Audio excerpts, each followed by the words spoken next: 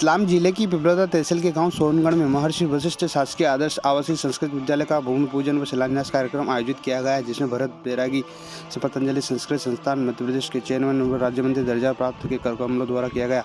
साथ ही कार्यक्रम में गाँव के व आसपास के ग्रामीण स्कूली बच्चे, सामाजिक संस्थाओं के पदाधिकारी व सब राजनेताओं ने सहभागिता की। साथ ही कार्यक्रम में स्थानीय विधायक नजर आए। संस्कृत क्या है, हमें लगता होगा कि ये संस्कृत क्यों बोल रहे हैं, लेकिन आपकी जानकारी के लिए बता दूं, जो अंग्रेज हमारे यहाँ संस्कृत को खत्म करके गए हैं, उनके बच्चे अब संस्कृत पढ़ रहे हैं, क्योंकि वहाँ हर पालक वृद्धाश्रम में है, वहाँ उससे अपने माँ पिता से कोई मतलब नहीं है। हम गांव में हैं, इसलिए इस देशों में संस्कृत का प्राइमरी का शिक्षण आरंभ हो गया है।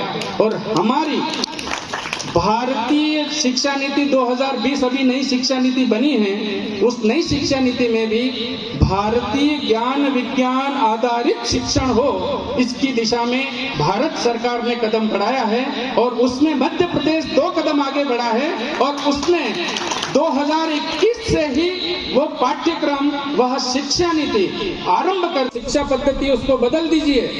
ये आने वाले 150 साल में यह भारत मानसिक गुलाम हो जाएगा और उसकी जड़ें छिन्न भिन्न हो जाएगी।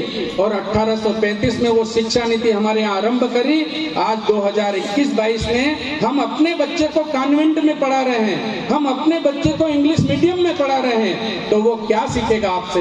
वो कोई राम बनेगा, वो कोई कृष्ण बनेगा, वो विदेशी बने। महाभारत काल को देख लीजिए, देवकी वासुदेव दोनों ही वसुदेव कारागृह में हैं, और देवकी का 7वां गर्भ रोहिणी के गर्भ में ट्रांसफर कर दिया। ट्यूब बेबी के द्वारा विज्ञान विकसित हो गया है, संतान उत्पत्ति कर रहा है। यह काम भगवान वेद व्यास जी ने 5000 साल पहले इस भारत में कर दिया था।